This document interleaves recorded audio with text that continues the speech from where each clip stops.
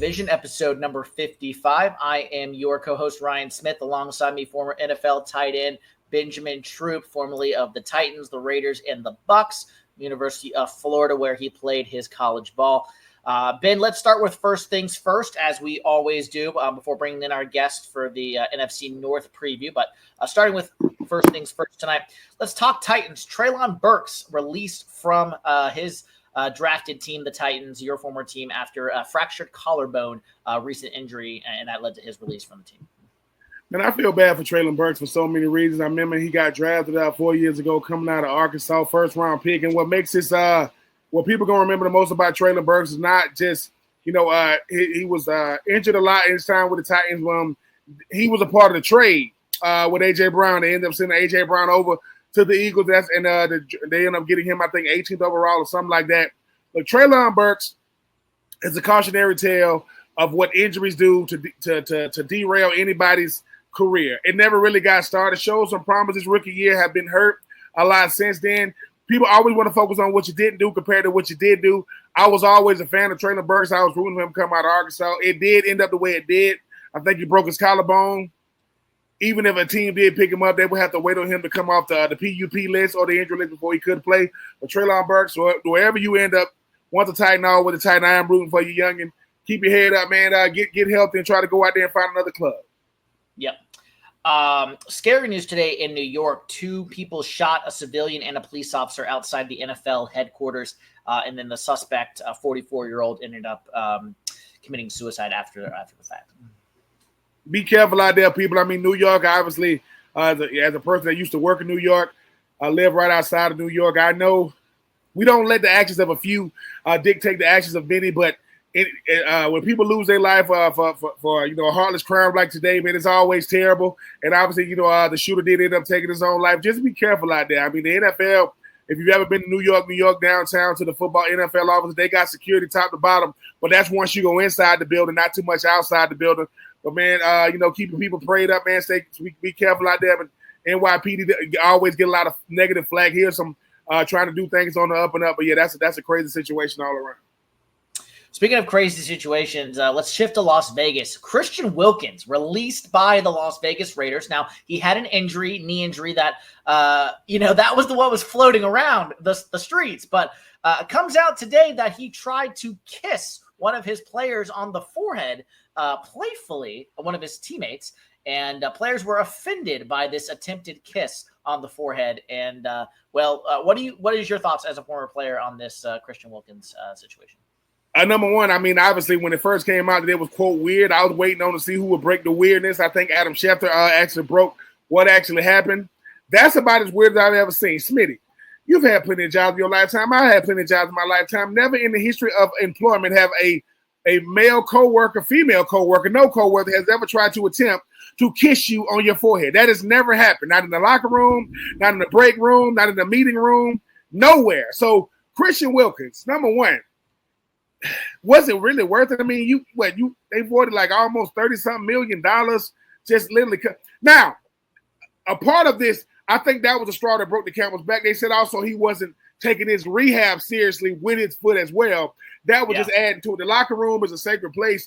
The culture of the team is the team itself. So, yeah, this is a weird situation. I know he's already filed a grievance with the NFLPA. Good luck with that, with everything coming out about the NFLPA these days. We'll see if they'll fight on your behalf. But, yeah, there's weird, and then there's what happened in the Christian Wilkins situation. I mean, if you are Pete Carroll, when he said, look, we didn't come to this situation lightly, I think this was one of many incidents. This is the one because, number one, that player that tried to kiss on the forehead is still on the team. That would have been very, very awkward for him, for the entire team. They made the decision. It's the Raiders, man. As a person that played for the Raiders, weird stuff, not like this, but weird stuff happened with the Raiders, whether they're in Oakland now in Las Vegas. But, hey, man, it's a business thing, and it would have been hard trying to explain to that teammate and the rest of the team why you still had a player of Christian Wilkins' caliber still on the team doing crazy stuff like that. I don't think we've seen the end of Christian Wilkins, but this is a crazy situation. Well, and if you read more, which we don't have time to right now, it seems like some of this went back to his time at Clemson during those days as well.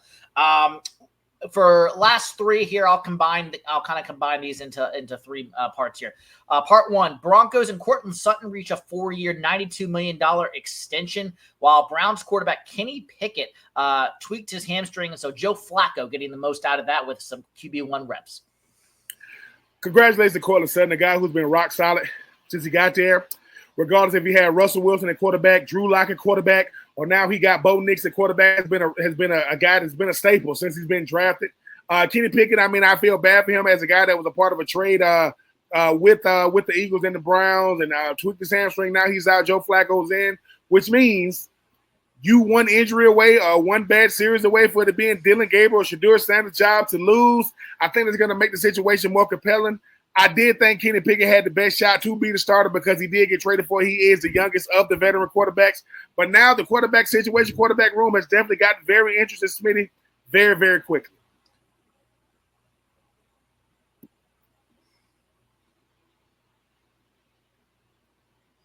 All right, and then let's go to Cordero Patterson releasing today. He got cut by the Steelers, kick returner formerly of the Falcons, among other teams as well. And then Dallas offensive lineman Tyler Guyton out with a knee injury, but ACL intact, so not torn for the Dallas guard.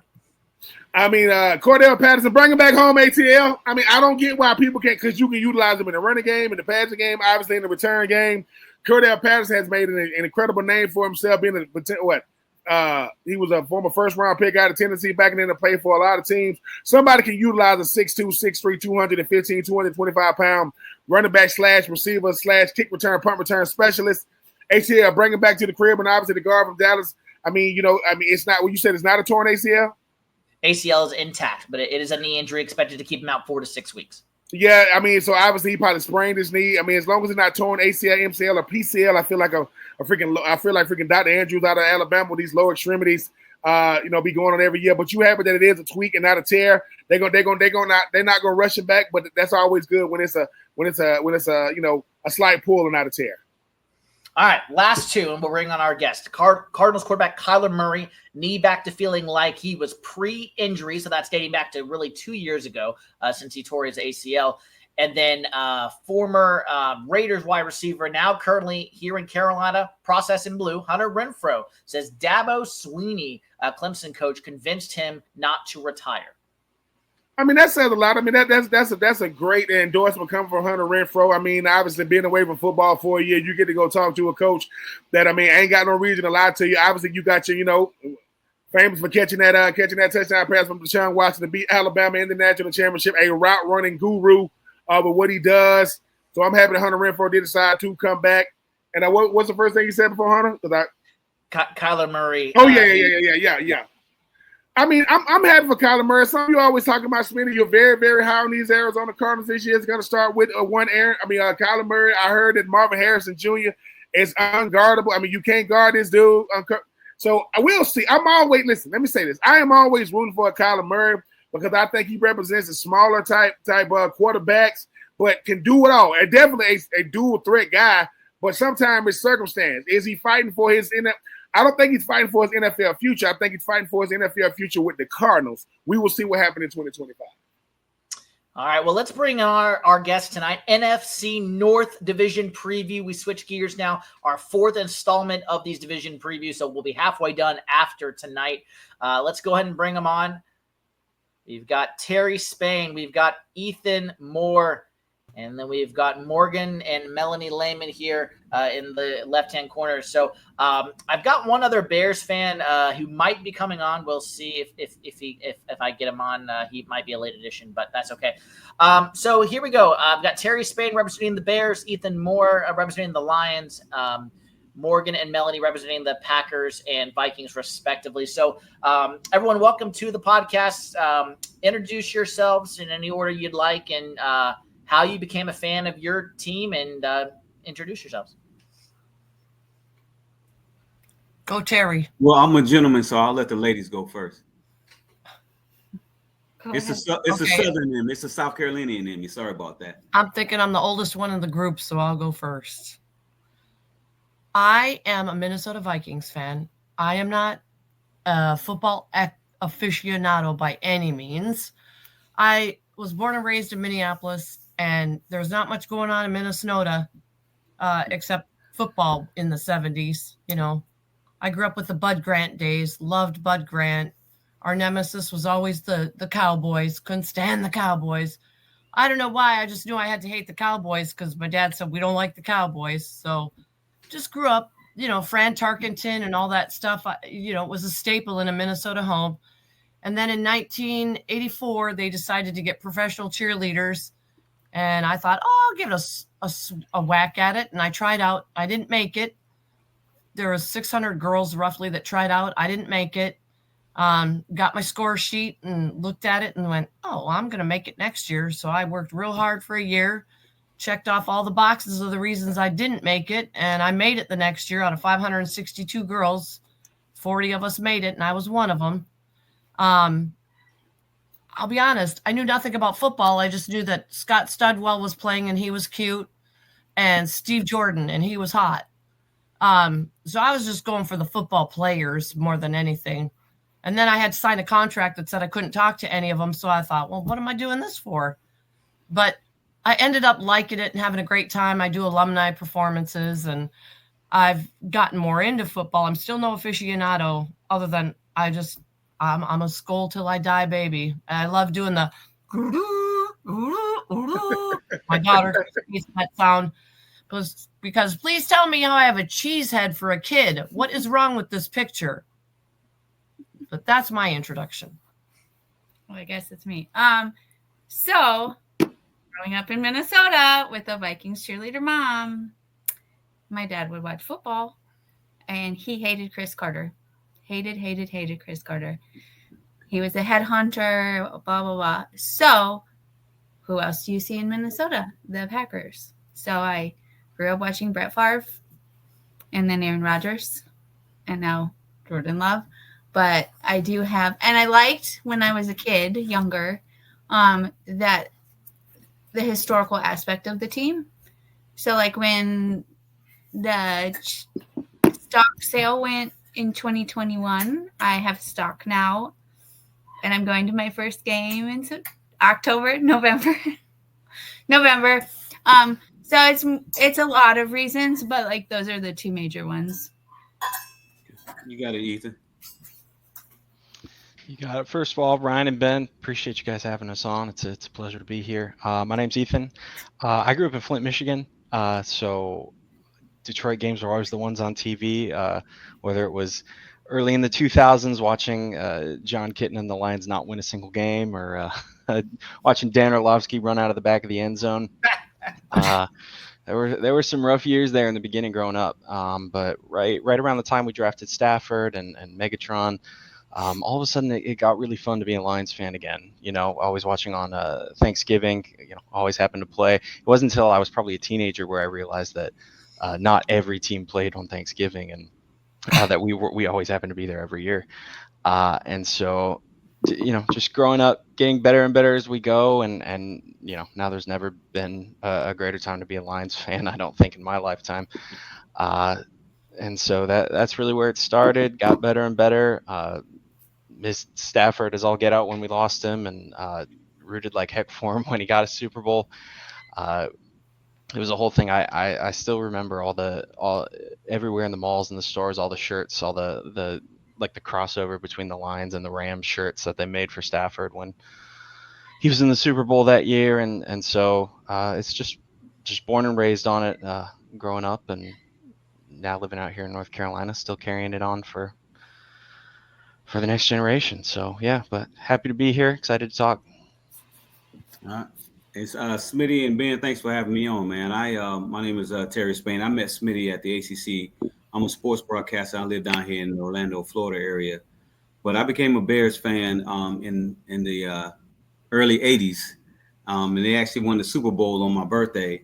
And the fridge is from South Carolina, where I'm originally from. So I definitely had to do that. But one of the reasons why another reason why I became a Bears fan even more, although I was a Bears fan, the late great Gale Sayers was one of my mentees, and so before he died, he and I spent some great time together. He gave me some valuable knowledge. Even before I met him, I was already a Bears fan, so it just kind of came hand in hand. But I'm excited about the podcast. I'm excited about what the Bears have got going on. I'm retired Navy too, so spending some time in the Great Lakes area, Chicago, so I definitely was able to definitely benefit from some of the games. But being a sports broadcaster for over 20 plus years, sometimes you got to remain neutral when you're covering a lot of these games. Well, let's go ahead and get started, ladies and gentlemen. I emailed you a list of questions. I'll refer to some of those from time to time. But what are you looking forward to going into this season? We'll start there. Can it be about your team? It could just be about the NFL in general. What are you looking forward to going into 2025 season? Well, I guess I'll start. I'm definitely looking. I'm going to talk team first. We all know there's definitely high expectations for the Chicago Bears. So I'm definitely excited about to see what Caleb Williams, Ben Johnson, and this offensive line. Finally, the Bears have a decent offensive line that we can put in front of Caleb so that he can definitely display his talents. But I'm definitely excited about what the Bears are going to do on offensive defense because we pretty much retool a lot of this entire team.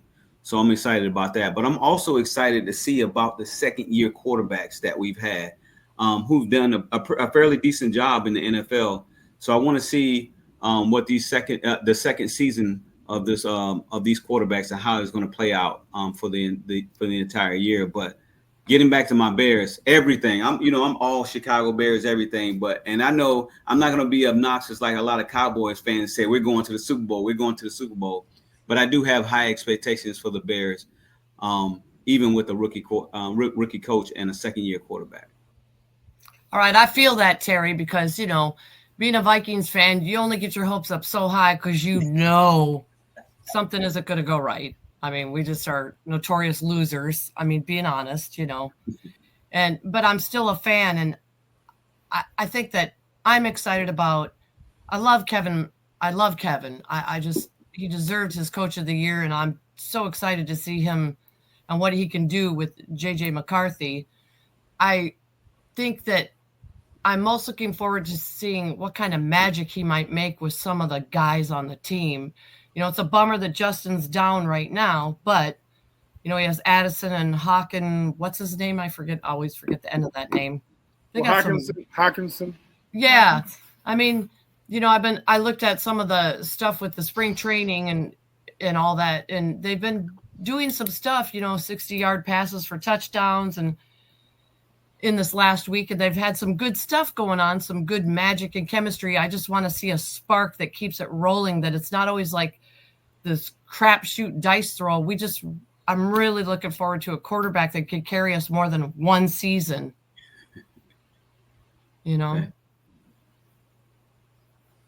Okay, so season 3 is notoriously our Super Bowl year, so Jordan Love's going to win the Super Bowl, right?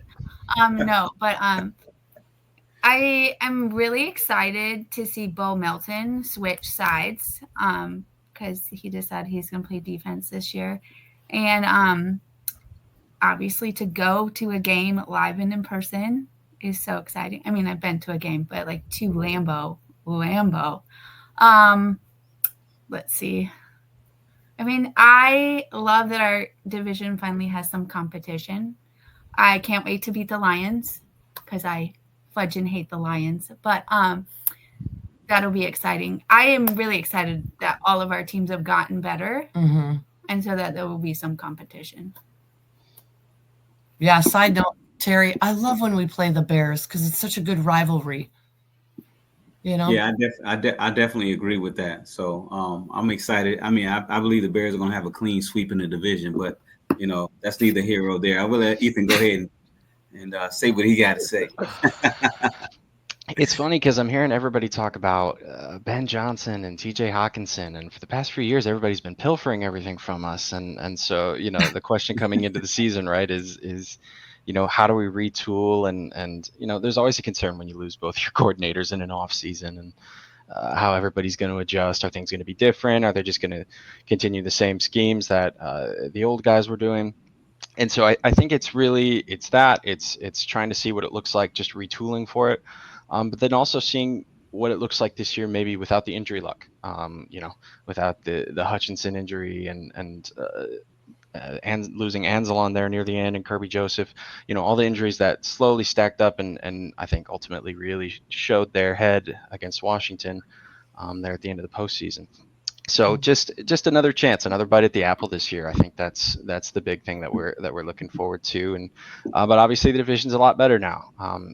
It's going to be a big year for Jordan Love to prove and see if he can do it. You hate to see Ben just go a few miles down the road. That's going to be a rough one. And seeing what he can do, and obviously already installing the new offensive line and everything. He's got such a set philosophy of how he likes to run things that obviously worked for Detroit. And so, you're concerned about that. You're concerned about seeing it in other places. And so just really seeing how everybody else grows and making sure that we can still fight with them. That'll be the big thing this year, but we're excited for it. Lord knows we haven't won the division back-to-back years since I've been alive. So it'll be interesting to see and take a shot at it. So y'all NFC North, I mean, y'all doing a really, really good job of keeping it together right now. But there are people around the NFL who always think, what is the best division in football?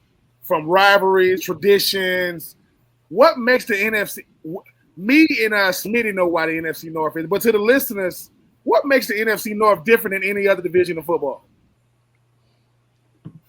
Yeah, and that's a great question. And one of the things that make the NFC North different, because correct me if I'm wrong, but last year 3 of those teams were in the playoffs, right? From for the NFL and the NFC. So I think that's one of the things that make this team different. But and I think one of the biggest things for me is this tradition. When you think about football, you think about Bears, you think about Packers, and that's because they are some of the originators of the NFL. So for me, I think that's what it is. It's mainly because they had definitely produced 3 teams in the NFC to go to the playoffs. And then if you want to go further back, you think about traditions. And not to mention that Chicago Bears is the only team in the NFL to have the most players in the Pro Bowl. I mean, in the Hall of Fame. Mm. And they have Devin Hester as the only kickoff return specialist. That's my guy. So shout out to my boy Devin Hester. That was a fun fact I learned about you a couple of days ago. That was wild. And the last time they went to the Super Duper Bowl, Sexy Rex Grossman was the quarterback. That's shout out to old Sexy Rex. Yeah. I'm with you. I played with Sexy Rex in college. I mean, Ethan, ladies, what makes like I said, as a person that grew up, watching the NFC North, you talk about, Walter Payton. I mean, Detroit making more, what they say about Detroit, we make more stars than Detroit makes cars and stuff like that. And, you know what I'm saying? Minnesota, I mean, I've been to Minnesota. Don't they got the Mall of America? And ain't in Minnesota? Yeah. Okay. Yeah. And Green Bay, what do you got? I mean, it's a bunch of people with cheese heads. I mean, and it's legal. It's like, ain't nobody, these are regular, normal people with cheese heads. You know what I'm saying? Just, what makes the NFC North so special? I think it's special because no matter what, you got 4 relevant teams. I played in the AFC South. They don't have relevant teams in the AFC South. They just don't. You guys are a part of the NFL fabric. Right. Like y'all are selling points. What makes the NFC North so difficult? Like I said, Ethan, I'm like you. Detroit win the division, boy, things have changed dramatically in the NFC North these days. Yeah, I think part of it is even just it's kind of just a geography thing and how close knit everybody is. I mean, Chicago's obviously kind of one of the big cultural points of that whole Midwestern area, and Michigan's got that Upper Peninsula, which is kind of just Wisconsin in a lot of ways, and if you actually travel up there, a majority of them are actually Green Bay Packers fans, and so there's all this crossbreeding and intermixing, which your neighbor could like any one of those 4 teams and it wouldn't surprise you. Everybody is so spread out and put together, and so I think that's sort of what makes it special. Is unlike maybe some of these other areas where everybody in the greater Missouri area is going to be a Chiefs fan, right? There's no doubt in your mind, and there's some camaraderie there, whereas you could constantly be in enemy territory in the NFC North. And so there's some tribalism, I think, that comes along with that. That's really special. But that's why the Bucs had to get out of there. Yeah. You remember when the Bucks were in the NFC? So they had to, it was Central back then, so they had to get out of there. Too cold for them. Well, yeah. But I was going to say, along with what you were saying, Ethan, it's a rivalry, but there's an old saying, Minnesota nice. And I think it just applies to the whole Midwest area. I think just in general, the people in that area, even though it's not their team, they'll still root on the enemy, so to speak, because they want the NFC to win. You know what I'm saying? I would never root for the Packers. I would never, ever. I'm with Terry. I don't think I could do it with the Packers. I would never Anybody root else. for the Packers. Okay, so I'm from Minnesota, so I'm just going to say Minnesota nice is a real thing. The Minnesotans, you know. But I do think there's like a Midwest feel where like everybody works and like it's not affluent teams. We're all come from like, I mean, Lambeau's in the middle of the neighborhood. You know, like it came from working people that like built their way up to build a team. Like Chicago's a tough city. Detroit's a tough city. Minneapolis is not an easy city. You know, and so like I think there's that aspect too, where like we're close. We're all like the same kind of people, like, you know, like come from blue collar, whatever. You know, it's that kind of feel. Mm-hmm. It just feels like a hometown. I don't know how to explain it. A hometown team, you know?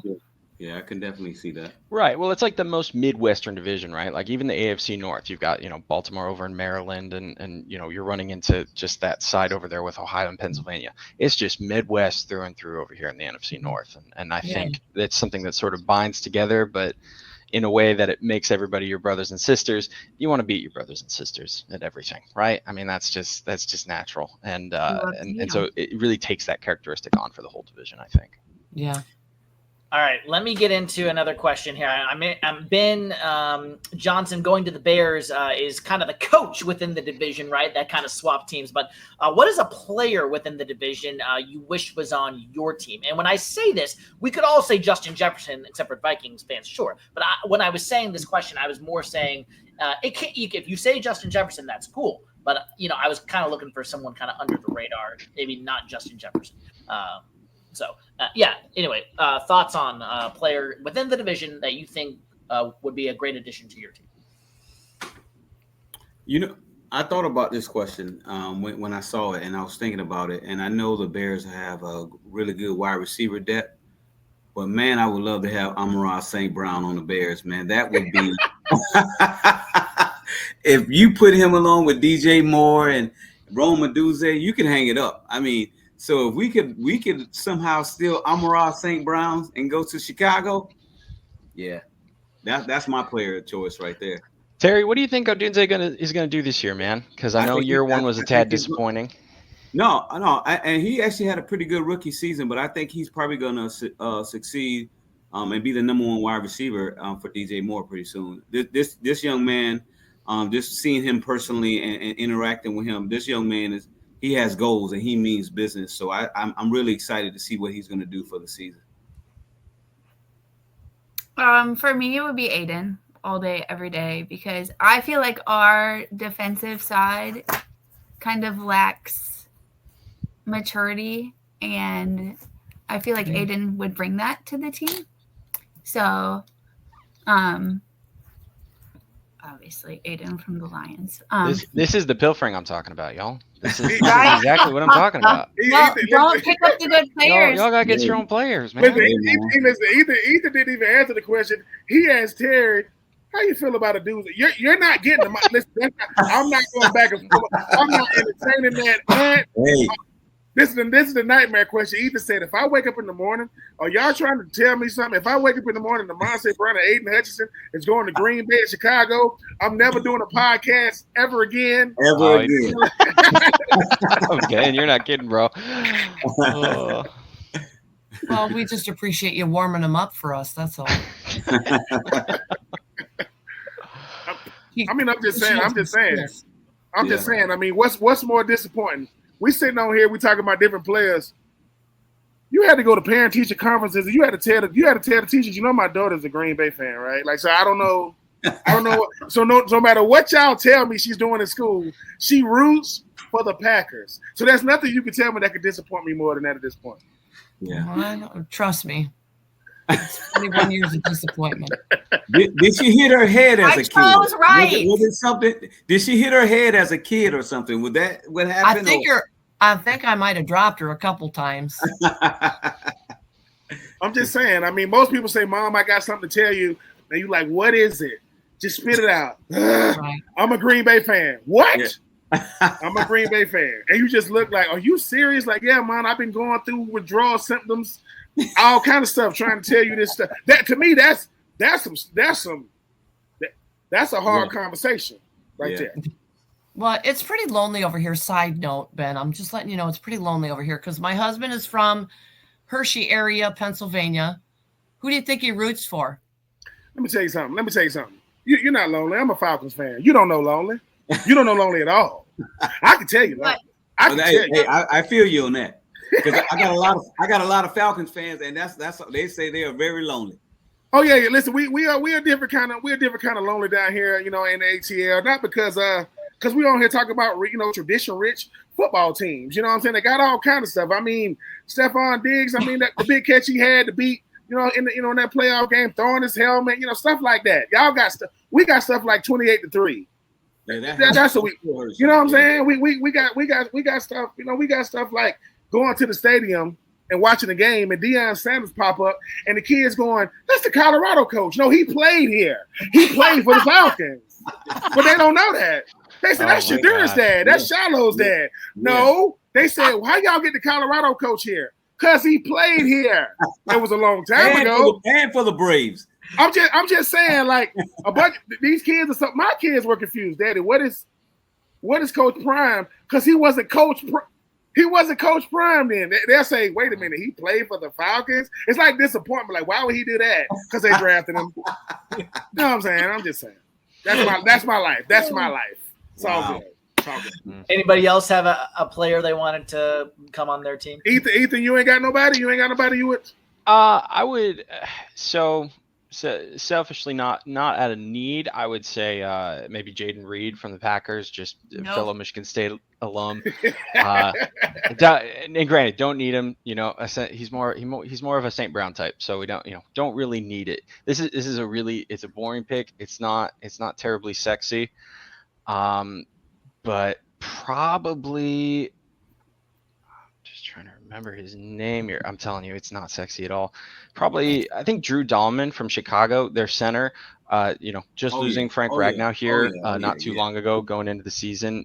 Center's a real concern, and I think having somebody who relatively young, who could step in and you'd feel good about. That's probably what we need the most right now.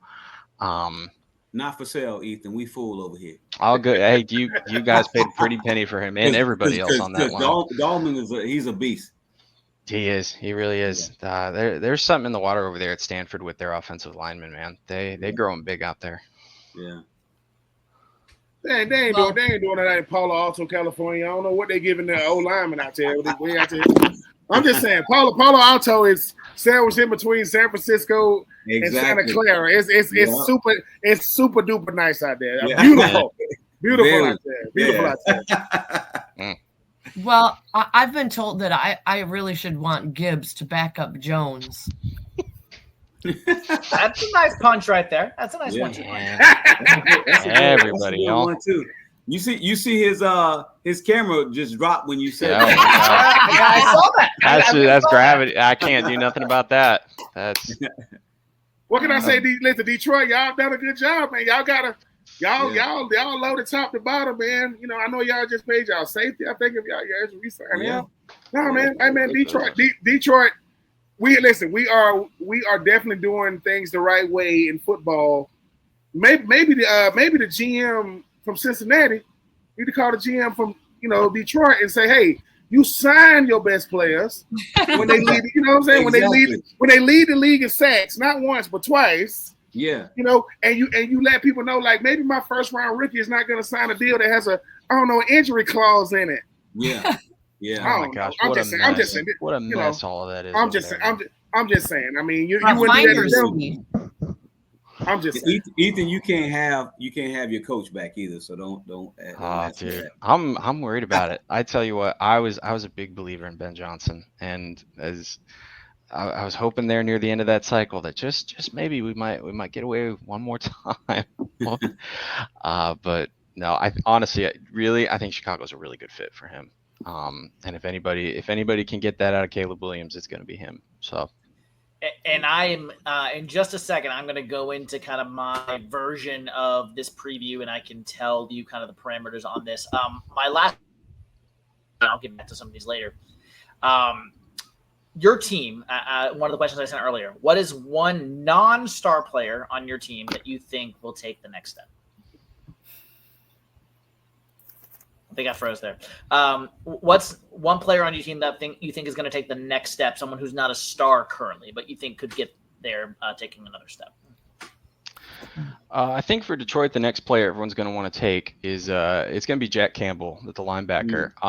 With his coordinator, used to be the linebackers coach, taking over now, Shepard. I think he's got a plan for him. I think in the back of their minds they know.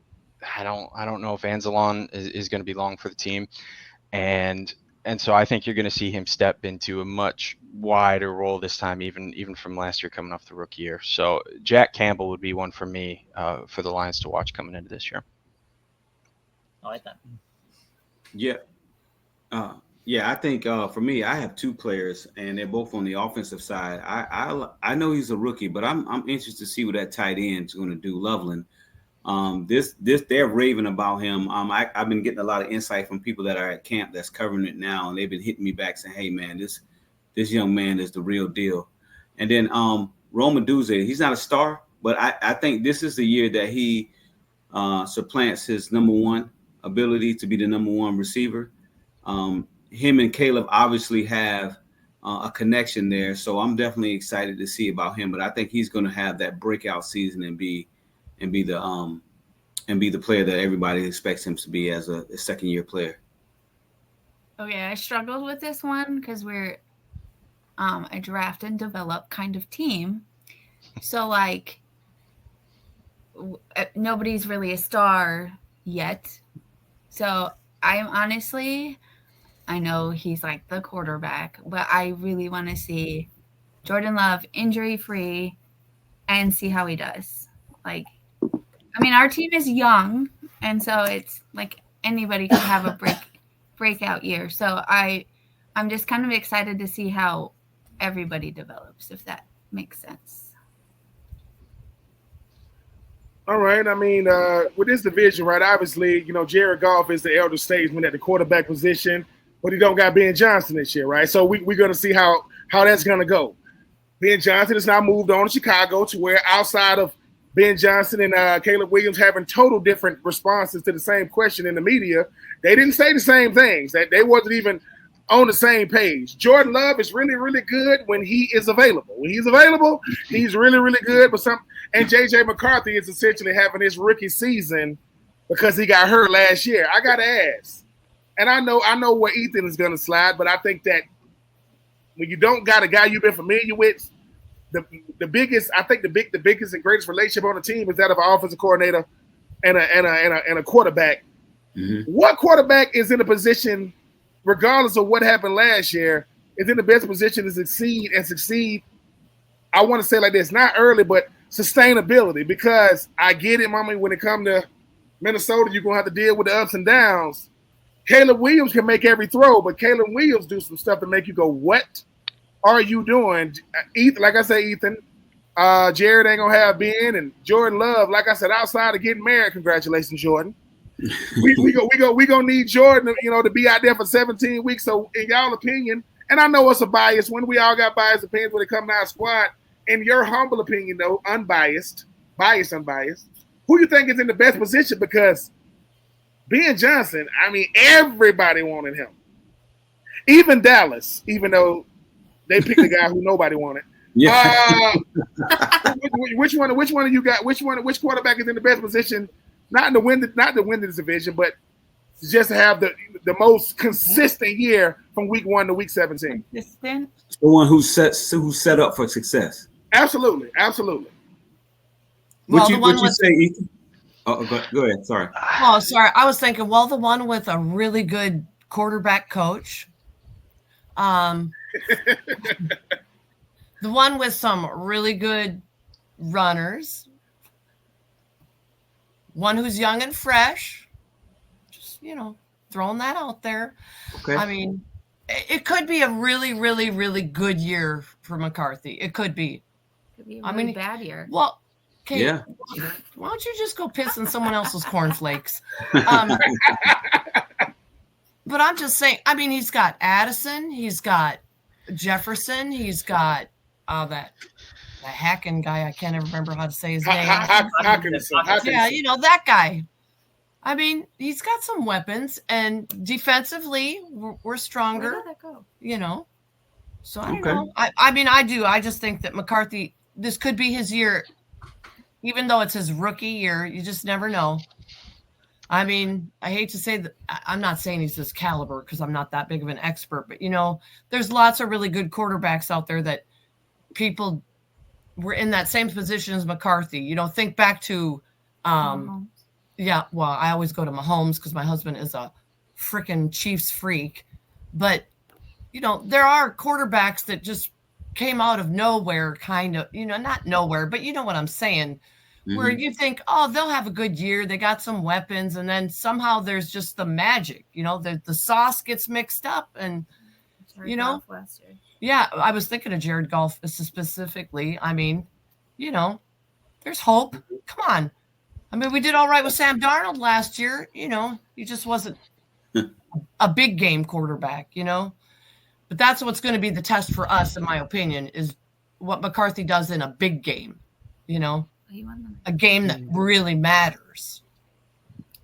Ben, let me ask you this with your experience.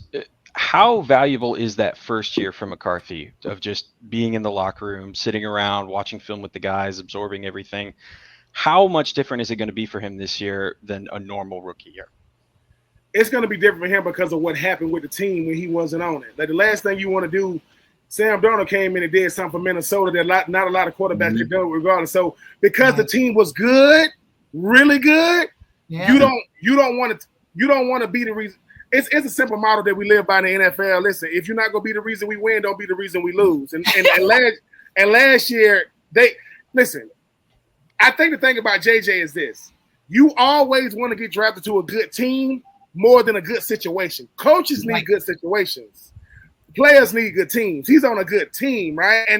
And they're going to protect it. Look, when you got JJ, when you got Justin Jefferson and Addison and Hawkinson and Aaron Jones, you could do it a lot worse as far as like that committee. But they understand. They understand. I got to protect the youngest. I got to protect the quarterback for two reasons. One, I need him to build confidence while he's learning how to win. But it's easy to build it when you're winning. And I think for him, he understands that I don't want to let my teammates down. They know he's a rookie, man. They know he's going to go through some rookie growing pains. And I'm not saying the NFC North is the best position to try to figure it out because you got a lot of good teams. But I think because of what he saw, and I guarantee you Sam Darnold was just motivating him throughout the year. Look, man, I've been the number 3 overall pick. I went from seeing ghosts in New York to now I'm over here in Minnesota. Now I'm out there in Seattle. I think because of the team he has, the coach he has, and the mentor that he had in Sam Darnold, I think he's going to be good. Because I think Sam Darnold told him, dude, just be yourself. Don't do too much, man. Doing too much will lose you games. Be yourself. And plus, I got to say this. Is it just me?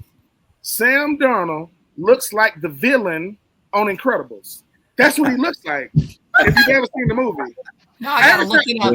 Every time I see Sam Darnold, that's what he looks. I love Sam Darnold, man. That ginger was out there getting right last year. I was loving it. What's wrong with being a ginger? There's nothing. I'm saying that in the complimentary way. I'm just saying. I don't mean it derogatory.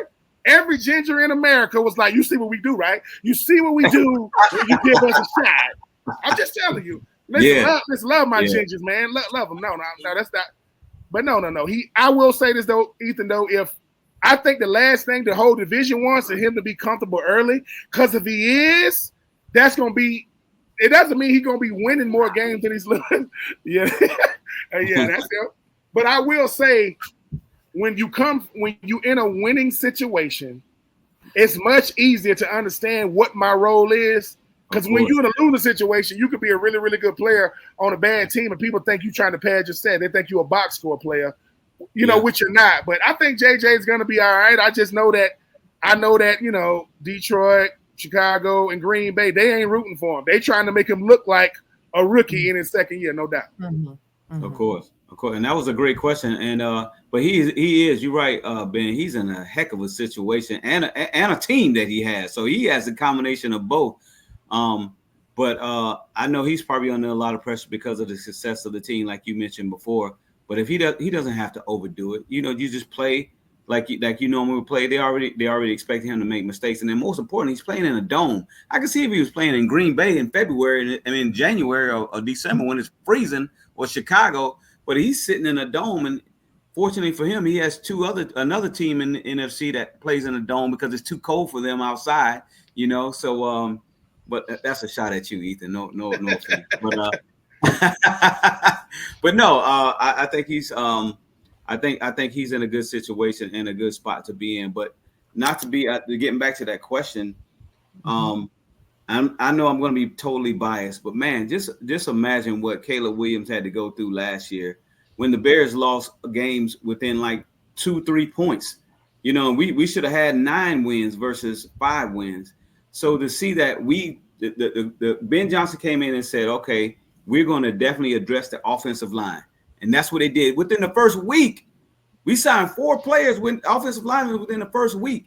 So that lets you know where he was trying to get at. And so for me, I think it's Caleb Williams. And I think Ben Johnson's telling him you don't have to, win it all. You got a team because it's contagious. You already know this being playing the game. Once your quarterback is hot, man, come on, feed him and fan him, because that's what he's going to do. He's going to throw it to all the open receivers. He's going to see everything. He's like he's throwing it in the ocean out there. So I'm excited to see what he has to do because he doesn't have to play hero ball. It's going to be such a stark difference for Caleb having a head coach that doesn't actively work against him in the team. Because there are a few of those losses last year that you could solely put on coaching, which is incredible. Oh, of course. I've been there. Yeah. Oh, yeah. Oh, and talk about he didn't watch film with his coaching staff after wins or losses. Ben, someone who played in the NFL, how crazy is that? He didn't watch film with his coaches. I think sometimes players are not allowed to show real frustration in the media because when they do, people are like, he can't control himself. What happened last year in Chicago at the end of some of these games, here's the thing. You don't even got to be a Chicago fan or a Chicago hater to go, what is that? Like, that's not – coaches are always talking about putting you in a winning position. It's almost like Coach Flores when he had Tua. At the end of the year, like, dude, are you conspiring against me? Are you trying? Because I got to still go talk to the media. As the quarterback got to talk to the media, good game, bad game. And I got to walk in there with the PR guy going, dude, did you see that? And then the cameras go, Caleb, how you feel about the last call or the time clock management or lack thereof? There are things that happen in the National Football League that don't happen in Madden. You wouldn't do that playing against somebody. And you going, think about this. Yeah. They pay you to make the right decision in clutch situations, head coach. I don't care what that head coach is. And last year in Chicago, like I said, there are certain moments in football that Adam Schefter don't got to tell you he's gone. He's out of there. He's out of there. I put the for sale sign. I put the for sale sign in his yard the next day after the Commanders game. I was in the press box when I thought the Bears had that game locked, and because neither team played well that day. But that Hail Mary pass was unaccepceptable. And I tell you, I wanted to fly to Chicago that night to put a for sale sign in the coach yard. People, listen, coaches, offensive coordinator, defensive coordinator, certain position coaches work extremely. To be a head coach in the National Football League is almost as rare as getting drafted. It's one of the rarest things. And to know I may never get another head coaching job. This may never happen again. And to look back on your career and say, you telling me that was your best effort right there. Like, for real, like if you're looking at something and you're saying, I can live with a loss, but I would never, ever blame a coach for something the player controls. The player controls them outside on that grass. But some of these things, if Caleb was like this, he going, "You want me to do what? Oh my God, you want me to do that? Do it." and he got to do it, right? He got to do it. When you have a good coach and a bad coaches, right? They easy to spot. You don't have to squint your eyes. Mm-hmm. People were like, if you are Detroit, Green Bay, and Minnesota, you like, please keep it. I want that coach to be there for 10 years because it doesn't matter who you got at the court, and it makes Caleb look inadequate. It makes him look like he's not that good, and that's not. You don't believe me? Right. Johnny Manziel lasted 2 years because he went to Cleveland. Yeah. If Aaron Rodgers goes to Cleveland, do he become Aaron Rodgers? Absolutely not. Not because he's not Aaron Rodgers, but it's time and place. But when I got a head coach making me look crazy, and I'm the number 1 overall pick. Come on, man! Like you don't do look at Baker Mayfield. He went to Cleveland and Carolina, and now he's in Tampa. And you see, time and place. Listen, Jordan Love got through the same thing. Aaron Rodgers did. Aaron Rodgers waited 3 years. Jordan Love waited some time. When you get to sit back and wait, but you on a good team, it helps. But if you got a bad coach, it don't matter. If your coach is bad, you can't overcome it. The field, well, you can't go out there and try to make them look good. You only gonna look bad. And I got to answer questions because my coach is awful. What do you want me to say? Hey man, we did our best. It happens. No, man. If we only get 17 opportunities to do this, and somebody turned on their TV, getting ready to go get something, they looked and said, "Oh, was Chicago?" What was that? That was a play call in the National Football League. And listen, and you didn't huddle, you didn't take a timeout. I'm like, all the time, didn't do it. I'm still hurting. I'm still hurting from that. Can we switch the topic? I'm still hurting. All right. Here we go. We did go a little over on that, so we're gonna go ahead and get into this now. So this is kind of my preview of this division. I'm gonna go through each team individually. If you've listened to prior episodes, you know where I'm going. I'm gonna start with the Vikings because that's how the team I happen to have on the top of my notes. But I'm going to go through every single team. It's going to be the same format for all 4 teams.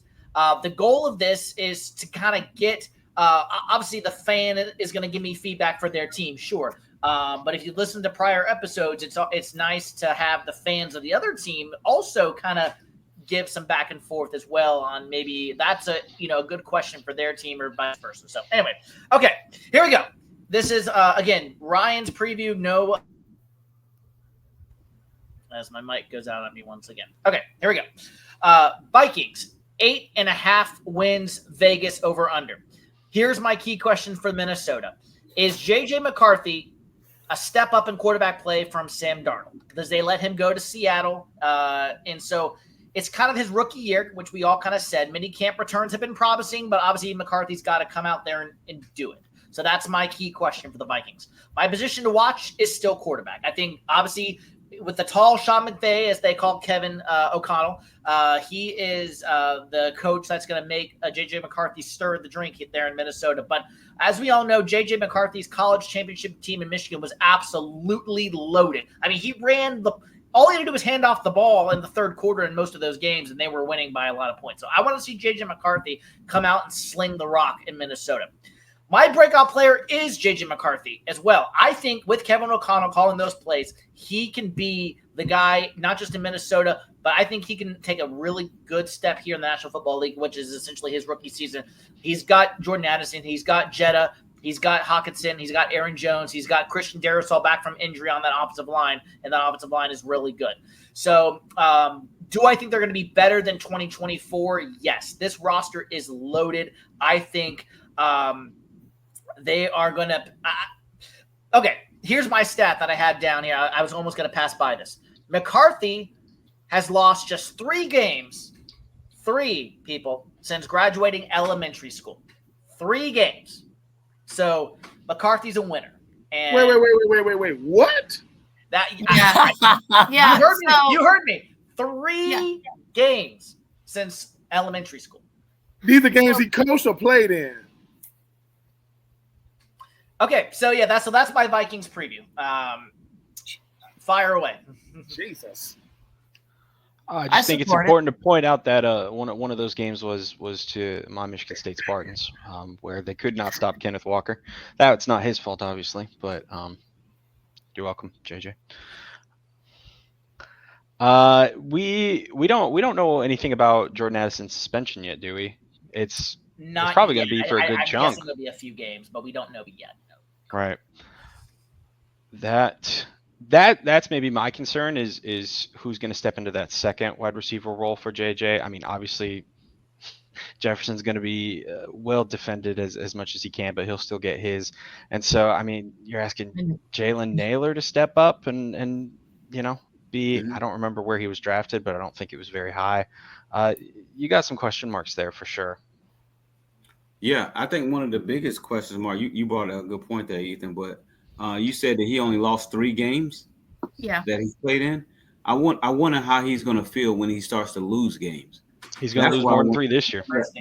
That's where I want to see how he's going to bounce back and react if he loses. If he goes, let's just say hypothetically the Falcons. Let's say hypothetically the Vikings go 0-3 or 0-4 starting the season. I wonder how he's going to feel because he's not used to losing.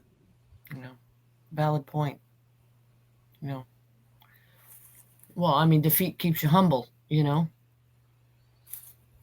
In a weird sort of way. But I mean, there's and the other factor too is how long is Jefferson out with his hamstring? Yeah, because hammies do linger, as Ben knows. They're gonna take their time. You know who JJ McCarthy gonna have to talk to? You gonna have to call Trevor Lawrence. I think Trevor Lawrence only lost like 2 games in college. He didn't lose that many, and then he had to go to Jacksonville. And as we know, and they gave him Urban Meyer. That is cruel. That is cruel and unusual point. They gave him Urban Meyer at head coach and Tim Tebow at tight end. As a former tight end, and I went to Florida. Come on, Tim. Somebody will call me and say, Can Tim Tebow play tight end? I said, can I play quarterback? They go, no. Okay, then. So what type of question is that? That's disrespectful. But that is a great point, Terry. How does he deal? Listen, everybody deals with losses. Patrick Mahomes loses, right? Mm-hmm. But it's how you handle. It's how you handle it. And like I said, if he can handle it the right way, because hey, I'm looking forward to seeing him though, man. I mean, JJ was a guy that I was there. The whole world saw him. You want to see how he handles it. But Minnesota having a good team around him, that makes life so much better when I got a really, really good defense. Mm-hmm. I mean, so yeah, I'm looking forward to seeing that. I mean, 8.5. I easily think Minnesota is going to cross 8.5. This roster is too, unless injuries just bite them. This roster is just way too talented to finish with under 8 wins. They're going to get at least 9 from that standpoint. So I'll move on to the next team. Doesn't have any other Minnesota tidbits. All right. Terry, let's move on to the Bears. Can we all stand? The Bears. Can we all stand as we talk about my Bears? Yep. 8.5 is also the Vegas over-under for Chicago. My key question for the Bears: can Ben Johnson translate his success on the offensive side of the ball to Chicago?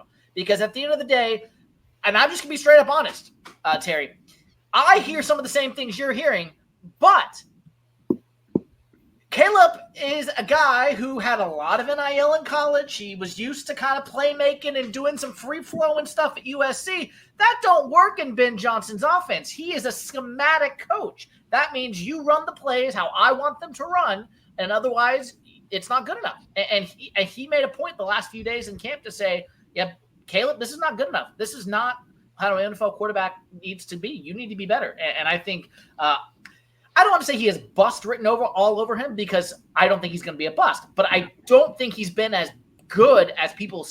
We had this hype coming out about Caleb Williams. Like he is like the next Andrew Luck. He is the next John Elway. He hasn't been that. He has not been that at all. Not even close to that. But anyway, but like you said, I think Ben Johnson and bringing that success, that's my key question with Caleb Williams. My position to watch is what you already talked about, actually, was the offensive line. That is the position they chose to upgrade and fortify that protection with Caleb Williams.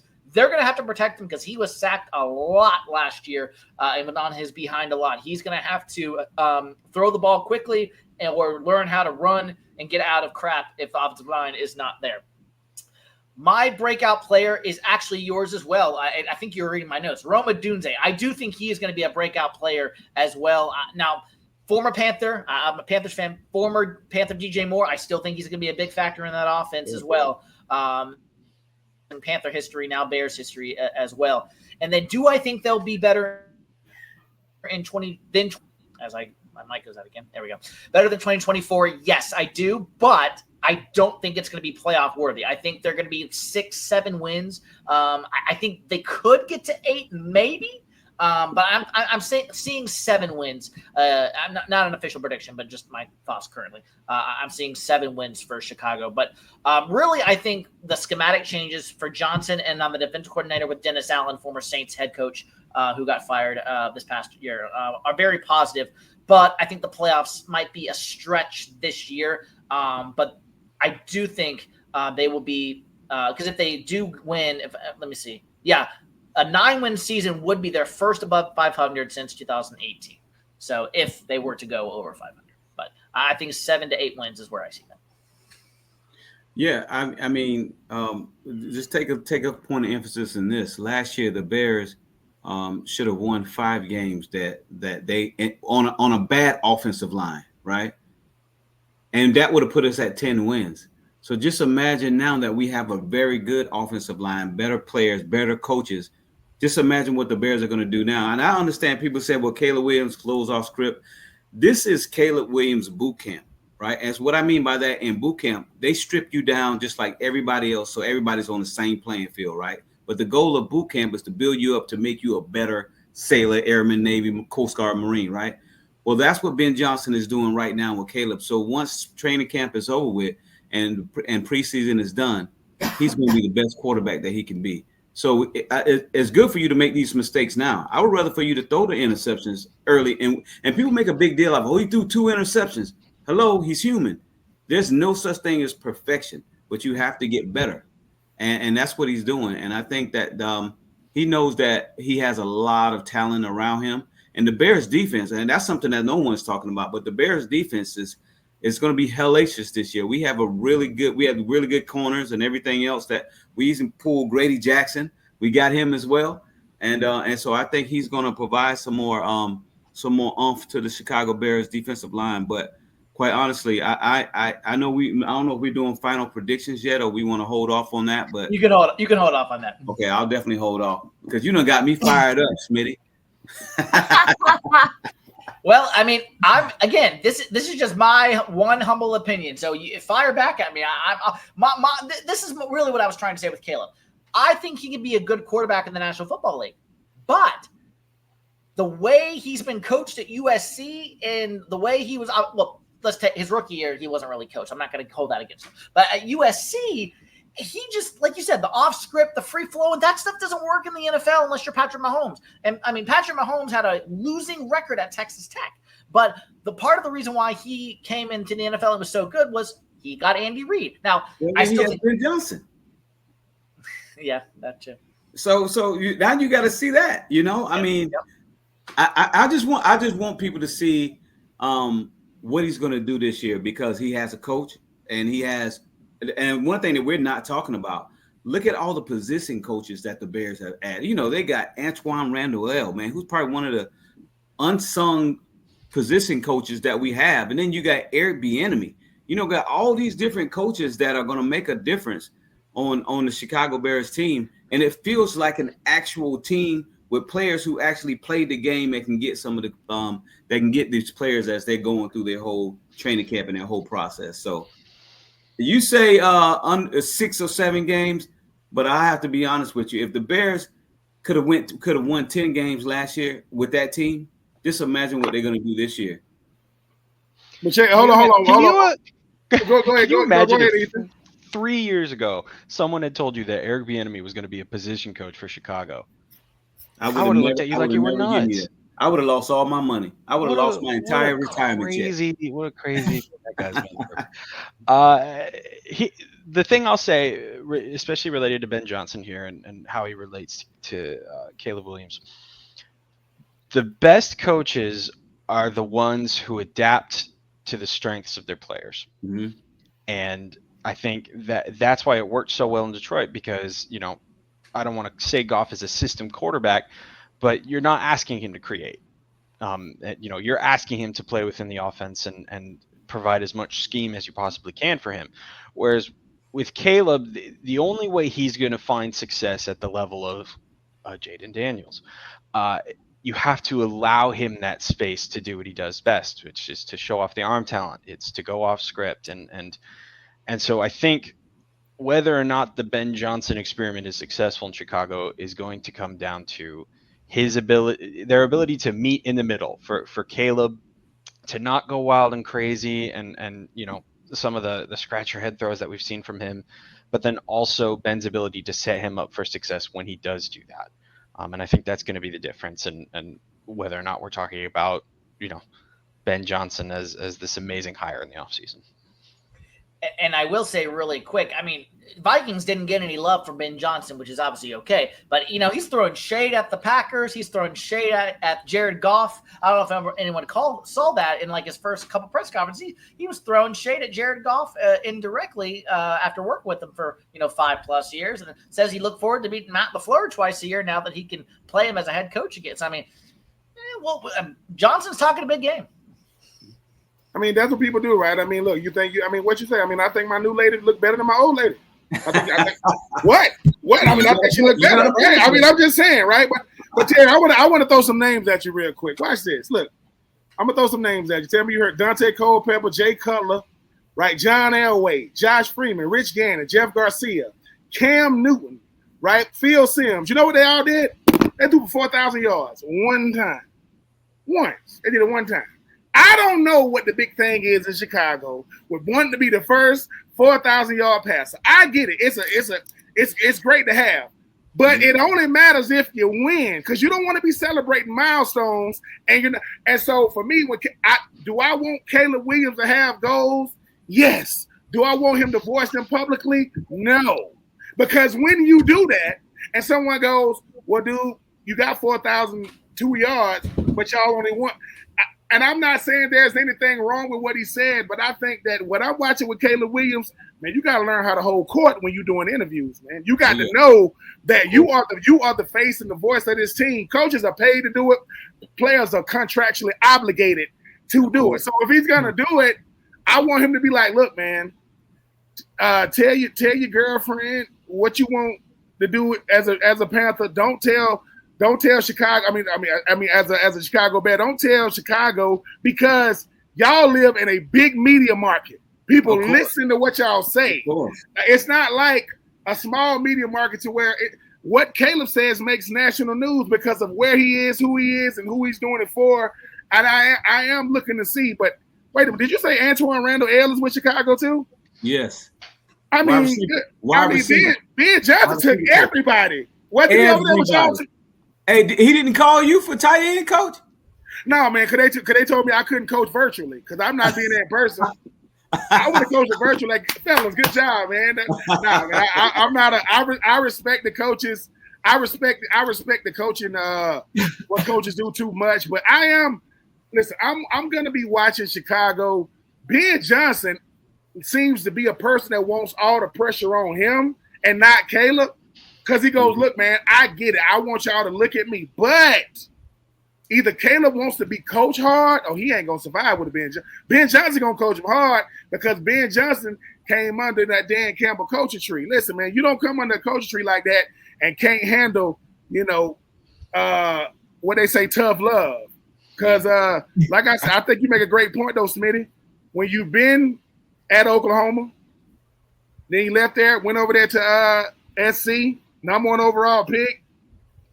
I don't know how I feel about the crying when you lost. I mean, SC ain't finna win no national championship.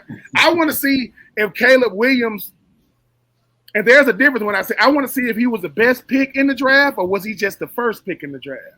Because you could be the number 1 overall pick and not be the best pick in that draft. Plenty of times. No. And I'm not. Let me say this. I do my best to stay away from the bus logo because a bus is a combination of a lot of things, a lot. And for a quarterback, if he don't go to a good team with a good coach and a good culture, because people don't talk about that, right? How many times the best team in the division didn't have the best culture in the division? That don't usually happen, right? And culture is what you are at your worst, not at your best. And I think Chicago, when you get a new coach, the culture starts over. It's brand new. But I think y'all got a shot, man. I will be watching, man, Monsters of the Midway, man, you know. And to this day, I mean, when I'm watching the Bears, and are y'all colors blue and orange? What color is that? Blue? That's blue and orange. Yeah. That's the non-bluest blue I've ever seen. That's navy blue. Okay. Y'all kind of like Auburn kind of like colors, kind of. Just a little darker. Okay. I ain't all right. All right. But the 4,000 yards. Yeah. Ask Matthew Stafford at Detroit how relevant that. You can throw for a bunch, man. I want to win games, man. Go win some games. Yeah. All right, Ethan, let's get to your Lions. Over and under, Vegas has Lions at 10.5 wins for the over and under. My key question for you, the Lions, can Ben Johnson and Aaron Glenn, can their success be replicated by their new coordinators that are currently there? So that would be Shepard, as you mentioned, on the defense side of the ball, and then John Morton on offense. So you look at the Eagles. They lost Shane Steichen, Jonathan Gannon after their 2022 Super Bowl run. They had one forgettable season, let's be honest, and then their replacements got fired. The 2013 Bengals, Jay Gruden, Mike Zimmer. 2004 Patriots, Charlie Weiss, Romeo Crennel. List goes on. So, but I would say don't forget about Dan Campbell when you're talking about Kelvin Shepard and John Morton, because really, this is Dan Campbell's team. Let's be honest. His DNA is all over this team. But anyway, so my big question is, can those coordinators replicate the success of Johnson and Aaron Glenn? My position to watch is edge, because Aiden Hutchinson coming off that big injury, will he be back to his form? He should be obviously back because it was early enough in the year. And then Frank Ragnow should give the Lions some necessary cap space to go sign some other defensive guys, maybe like a Zadarius Smith if he comes back as a free agent, something like that. My breakout player, I had two players here I was considering, Ethan. I had Jameson Williams, and then I had guard Christian Mahogany as well. So those were kind of my two break. I went with Mahogany only because he had an 81.6 overall PFF grade, qualifying guards last year. So he'll start right on that offensive line, and that should remain a strength for him.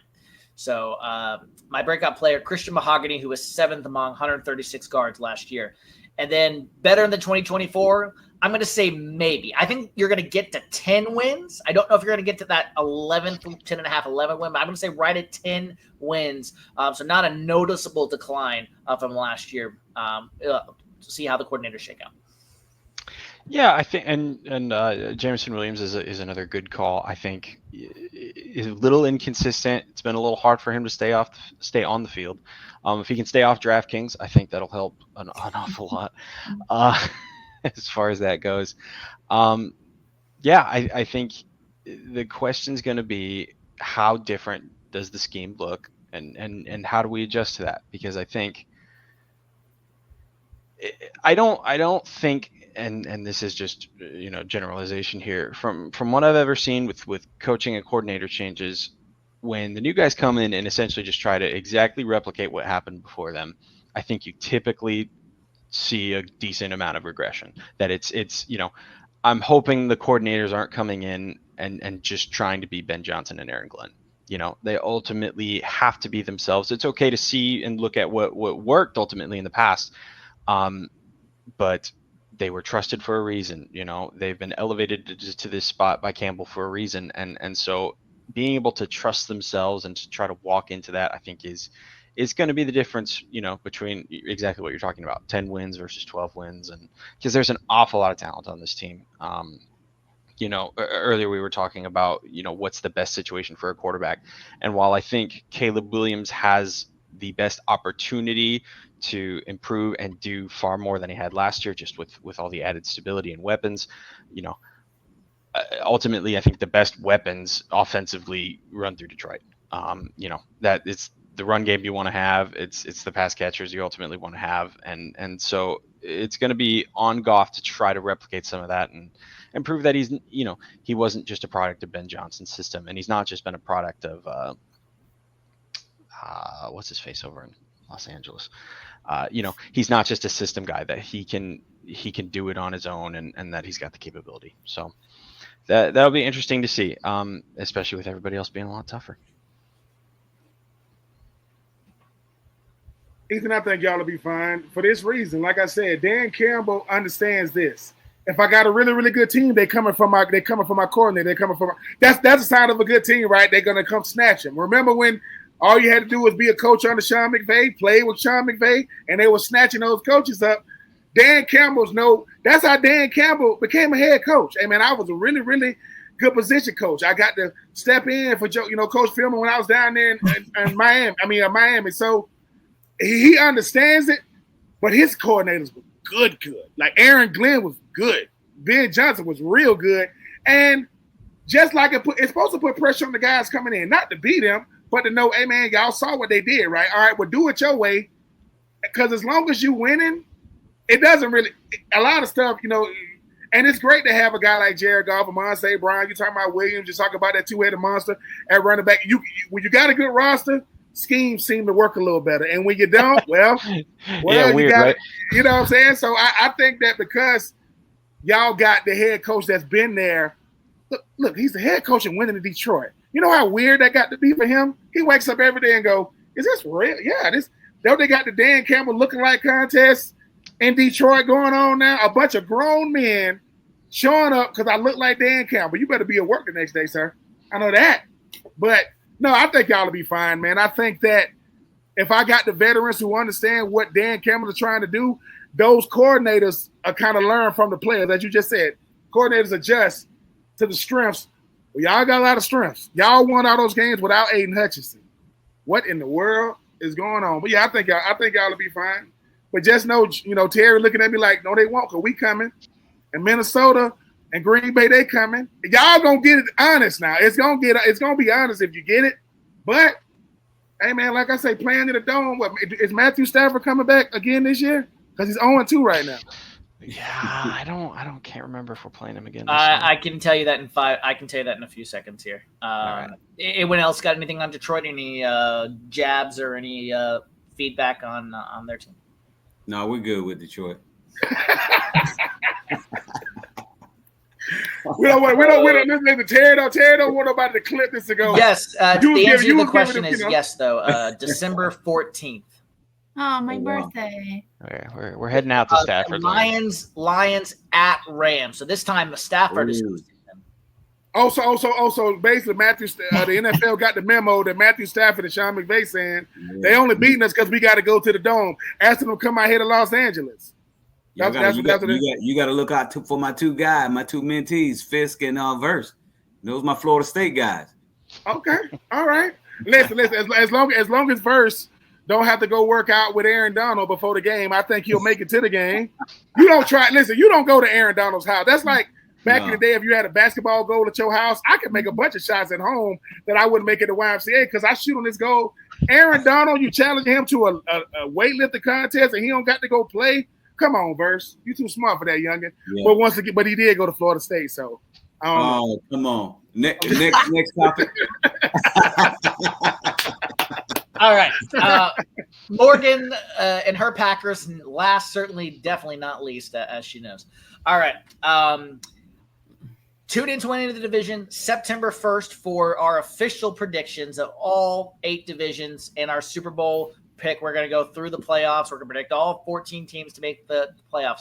But this is a tease, what they call this in the business. I am a strong believer in the Green Bay Packers this year. I'm not saying I'm going to predict them to win the division yet, but I like what I'm seeing. Packers 9.5 wins is their over-under in Vegas. So my key question is simple. Is Jordan Love good enough? Guess how old Aaron Rodgers was when he won his Super Bowl? He was 27. So was Brett Favre. I told you it's the third season. Yep. So was Brett Favre. Guess how old Love turns this year? Oh, that would be 27. Green Bay's $220 million quarterback is going to need to improve, though, and take another step this year. That's my key question. My position to watch is receiver. We already talked about Jalen Reed. Obviously, Josh Jacobs is really good at running back, but they drafted Matthew Golden in the first round, Savion Williams in the third round. Golden has been impressing early in OTAs. I think the key depth at this position for Jordan Love is going to be crucial with Christian Watson obviously trying to stay healthy. Jalen Reed continuing what he did last year and is kind of a breakout year. Natavian Wicks is fine, but Matthew Golden and Savion Williams, the rookies, can they step up? My breakout player is who I just said is Jalen Reed. I think he's going to take that next step this year, and he's to ascend. Matt Golden said that Matt LaFleur called Jalen Reed. Yeah, Matt LaFleur. Yeah. But according to the beat writer of The Athletic, Matt Scheidman, he said Matt LaFleur said that Jalen Reed was the most talented all-around receiver on the roster. So that's coming from the head coach's mouth. And then will they be better than 2024? Maybe. Green Bay's biggest loss was Jair Alexander, whom they cut back in June, freeing up that $17 million. But let's be honest, he was rarely healthy. But corners back room does have questions, though, even after Alexander's loss. Can they be a improved version? So I think, to sum it up, Morgan, I think if Love takes a step this year, I think Green Bay can surprise in the playoffs and perhaps win the stage. Well, so Jordan Love has to stay healthy all season because I feel like people forget he had a nagging injury from game one, really all season long. And Christian Watson has never been my favorite guy, so I'm not like super stoked for him. But I like that our receivers are young and that we have lots of them. I'm excited to see what Matthew Golden's going to do because he's in the Green Bay zone already. Like he rode his bike to training camp and like he did all the stuff that you do when you're a Packer. Nothing. I ain't saying nothing. But it'll be nice to see him be healthy for 17 games, play 17 games. I really think that LaFleur did a good job fitting in Malik Willis last year. But to play 17 games, and our bye week is stupid early this year. It's week 5. So I also want to see tight ends. You don't utilize. Well, I want to see tight ends too. That's why I became a cheerleader. Okay. And Ben wants to see Tucker Kraft. And who's the other on the Packers, Morgan? Tucker Kraft. Is Mercedes Lewis still? He's still a free agent. He's out there. No, because Mercedes Lewis is the LeBron James of tight end. He's never gonna stop playing. Like Mercedes. I mean, he done played for Chicago. He done played for Green Bay. His last team was with Chicago. Okay, so I think now he's either gonna be with Detroit or Minnesota because he want to go through the whole division. He want to know what it's like to play for all 4 teams, which is fine. I don't have a problem with it. But Morgan, I would ask this though: is Josh Jacobs happy with the receiving core? Because last year he said, "Well, maybe we'll be a little better. We have receivers that can go over the top." He got Matt Golden, who can definitely take it over, fastest receiver in the draft. Is Josh Jacobs good with the receiving core? Because he kind of had a problem with him in 2024. He's not really talked about it this year, so it'll be interesting. I do feel like, yes, he was not happy. I mean, when you're the running back and you have to, make a lot of the catches as the running back. I mean, it's fun to see the running back make those catches, but they shouldn't be relied on so much. And like I said, if we can find a way to utilize our tight ends, because we don't historically, I feel like, and Jordy Nelson is back working with the receivers. I don't know if you knew that, Ryan. So they hired him as a wide receivers coach. So that, greatest Packer in my opinion. Whoa. He's my favorite. So like that's exciting to see. So I'm hoping the receiving core gets better. We have a bajillion of them, so they should. The other guy I wasn't forgetting Tucker Kraft and Luke Musgrave was the guy that I was forgetting. Those are the two. Yeah, he's coming back off injury, so he's again a question mark. The last really good tight end I remember that played at Green Bay, I think, was Jermichael Finley. That was a long time ago. Yeah, you weren't even a Green Bay fan then. You weren't even a Green Bay. Huh? It might be been in the beginning. I mean, Mark, do you have siblings? And if you do, are they Green Bay fans too? No, we're all Chiefs fans. Or they're all Chiefs fans. I'm a lone wolf, Ben. So Minnesota, Kansas City, and Green Bay. Y'all will have a reality TV show soon. I'm looking forward to looking at it. Oh, you have no idea. You have no idea. I think this type of what I like the most about these division previews is to get a fan perspective. Because listen, every fan is biased. When people go, I'm not biased. Terry said, "Look, being in this business, I had to know, Terry, you can't pick Chicago every week. What? You can't pick them to win. And how do I know this? I used to work, ESPN radio, and I used to be like being Florida's playing the Patriots. I got Florida by. No, you can't do that. You gotta be a little bit more level. Yeah. But it is fun to preview divisions. I'm looking at this division last year because I didn't know. I mean, at the end of the day, I'm like, wait a minute. The Lions went 15-2, Vikings 14-3, 11-6. I mean, that's doing it. Like to me, I'm like 15-2, 14-3, 11-6. This division is strong. I'm just saying. Do you know how? So it is. And then 5-12 with the Bears, which they gonna definitely get that up this year. And we beat the Packers the last game, so okay. So you did beat the Packers. I gotta ask this though. While we have you, what team in this division? Because y'all all rivals, you want to beat the most? Because I know y'all want to beat each other. Who do you want to beat the most? The Packers. The Lions. That's the Packers. The Packers. Yeah. The Lions. What is it about the Packers? What is it about the Packers? They just a thorn in all y'all side from Brett Favre. No, they're the most obnoxious fans ever. Oh, shots fired. Some of them. They don't know what it's like, man. Not the one that's on this podcast, but all the other ones, yeah. I will admit that we're spoiled. But if I have to hear that effing Vikings horn, I live with it, everybody. And then I do the school song. I mean, I've tried to. My wife and Morgan are friends, so Morgan a little bit, but I tried to tell her, you don't just go from first ballot Hall of Famer Brett Favre to first ballot Hall of Famer Aaron Rodgers to Jordan Love, who's looking like he's going to be pretty good. Maybe not Hall of Famer yet, but obviously, but he's looking to ascend.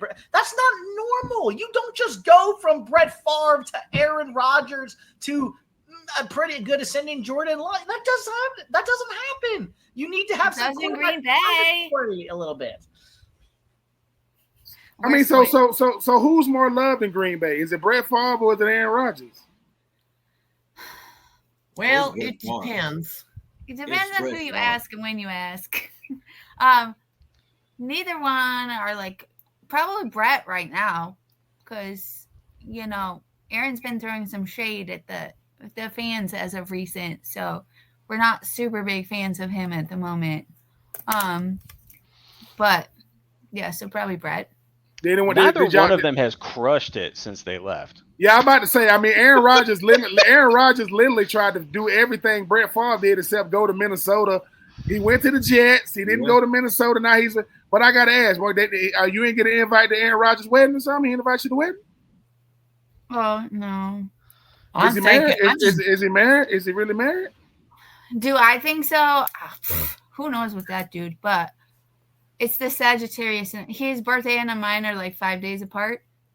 So we like our privacy. I get it, but it's suspicious to me. You think it's weird? You think Aaron Rodgers is weird? He became weird. He was not always a weirdo. He became a weirdo when he left Green Bay? No, before that. We're just real glad he didn't go to Minnesota. We had the Brett Favre thing. That was enough. We don't need another Green Bay mess up, I'm just saying, like in Detroit, they still love Barry Sanders. They still love Megatron. They probably still love Matthew Stafford, even because they understand. They understand, right? Chicago, they still. I mean, I'm trying to think who's going to be loved there in Chicago. They've had, Khalil Mack. Oh, Khalil Mack. Yeah, I'm just saying that's a good one, Khalil Mack. Yeah. No, I'm just asking about the Aaron Rodgers thing because we try to act like. Listen, this is how you know if somebody says somebody weird, you can't just go yes or no. If you got to think about it, they're weird. They are. Weird. Yeah, he's very weird. I mean, and it's Aaron. And here's the thing: we only accept stuff because it's Aaron Rodgers. We only accept stuff. When we grew his hair out and he got in the fight with Peroxide, he lost because his hair was blonde and fought him. We saw that. We saw that. We saw that. I'm just saying, we saw that, right? But we got to stop accepting things because people are superstars. Because if they weren't a superstar, we wouldn't accept it. I guarantee you. So what I'm saying is, it's okay to say you really love somebody when you don't patronize them. When you go, dude, you weird. That's love. That's love. And if I'm Aaron Rodgers don't know me. Like, I was born in 82. Aaron Rodgers was born in 83. I'm on podcasts. He's getting paid money to be on Pat McAfee's. I'm not mad at Aaron Rodgers. What I am saying is Aaron Rodgers is still in the NFL based off what he was, not who he is. Right. What he was. And Aaron Rodgers won. When Aaron Rodgers won a Super Bowl, people still looking at DVDs. That's when he won. Yeah. Yeah, they had DVDs. They don't even got CDs now. Let alone DVDs. So, hey, man, I'm rooting for him. We'll see what happens. But let me tell you something. This division is one of my favorites because everybody doesn't like each other. I don't like divisions where people are like, yeah, I like people who you want to beat Green Bay. All three. Green Bay. I want to beat Green Bay every day of the week. But it is going to be interesting because when Detroit Lions are playing good football, that's rough on everybody, not just NFC North, but NFC period. I want Chicago to look like Chicago because y'all got a real coach that understands time management, play calling, and he has a garden. His garden is called common sense. He picks flowers from it, he smell it, and that's what he uses when he goes. Green Bay, y'all Green Bay. Y'all been winning so long, y'all are spoiled. Y'all like Kansas City Chiefs fans, but y'all been winning way before Patrick Mahomes got there. Yeah. And Minnesota, if JJ can get it right, I think y'all gonna be in the mix, man, because they're gonna protect him. I think they're gonna protect JJ up there in Minnesota. And like I said, man, it's always fun for me to be able to talk to real football teams, real football fans. Being an Atlanta Falcons fan is rough, people. Y'all don't know misery. Y'all don't. I'm telling you. Kirk Cousins. We had him first.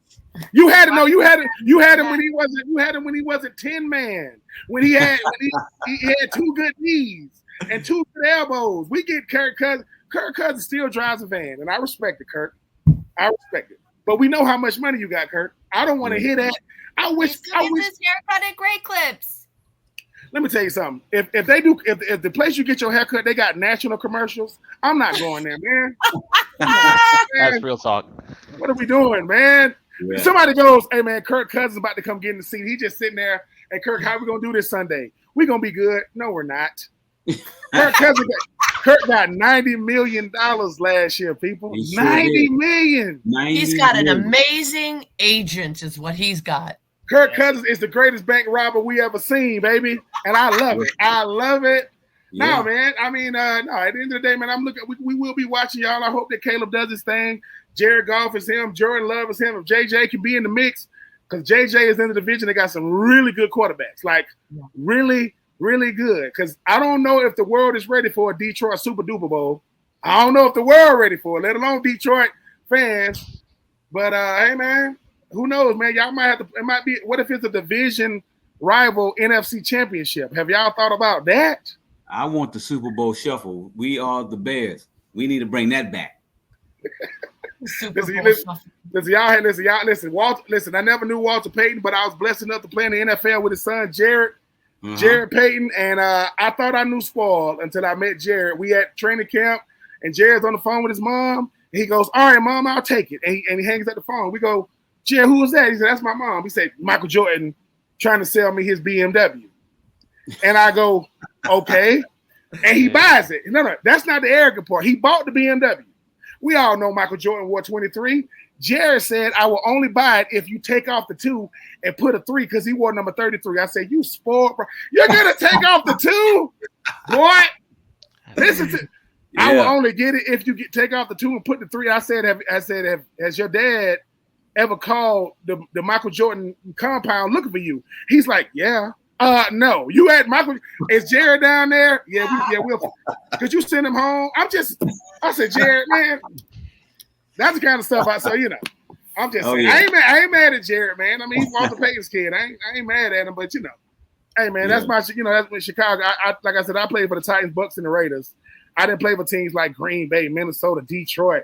You know what I'm saying? Chicago, I couldn't handle that, man. I'm a country boy from the South. I can't deal with that type of cold, man. The snow. Chicago, that's cruel, unusual punishment. Oh yeah, type cold. We're getting a dome.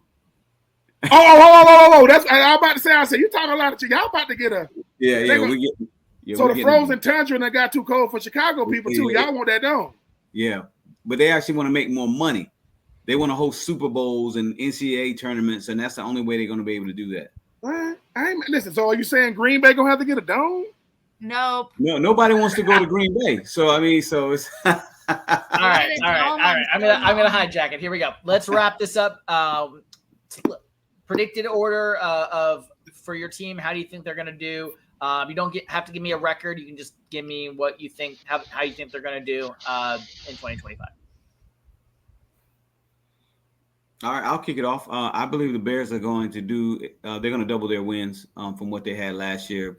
And I think they're going to do a really good job, and they're going to surprise a lot of people and win the division. All right. Bold take, Terry. Love it. Go ahead. Ethan? I guess I'll keep it kind of chalk. Let's go. It'll be Lions, Packers, Bears, and then Minnesota. Wow, you stink. I liked you a minute ago. My bad. I tell it like it is.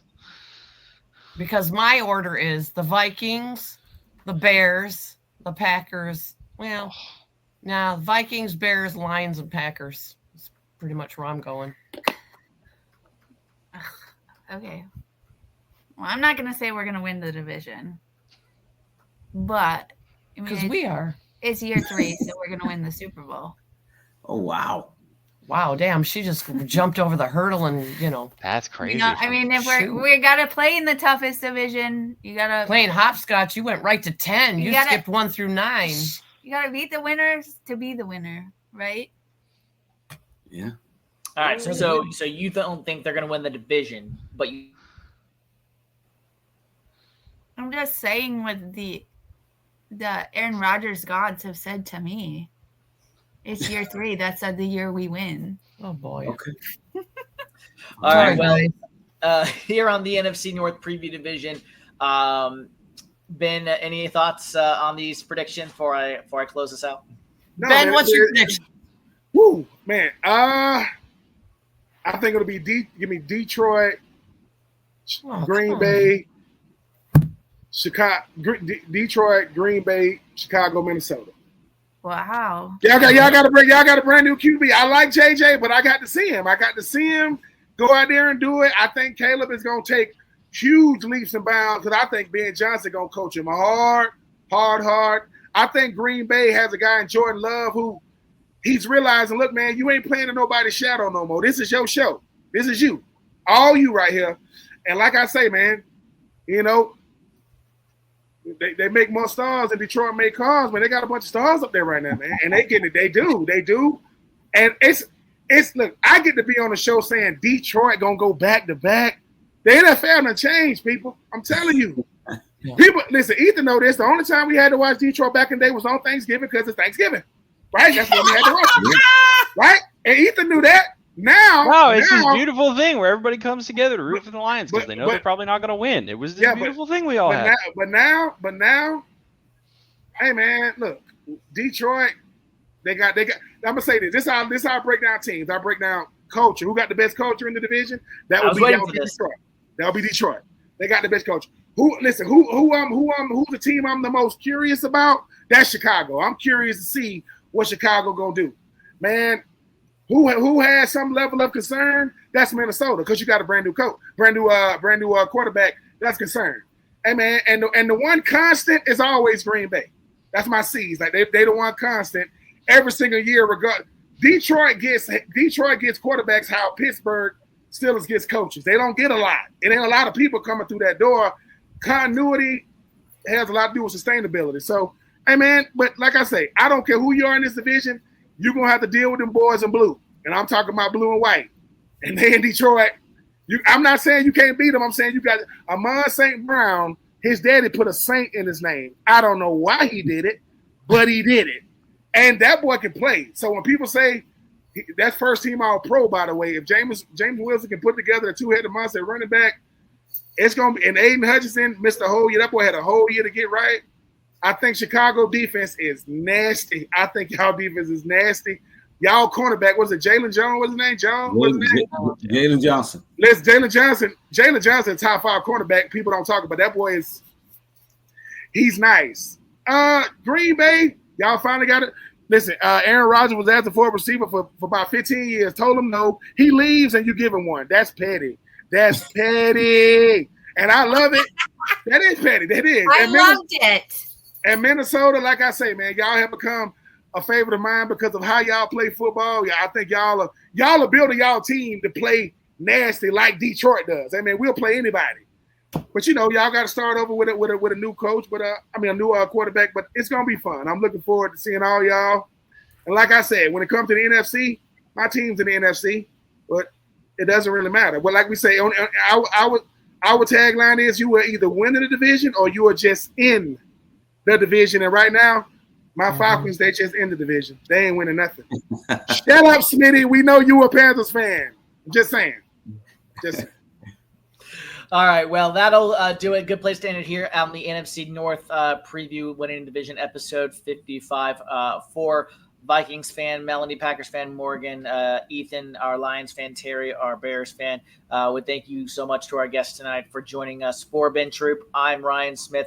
Rate, review, and subscribe wherever you get your podcast. And like Ben said, on winning the division, you are either winning your division or you are just in your division. Tune in next week for our 5th installment of the division previews. Which division that will be, you'll have to tune in next week. We'll see you next time.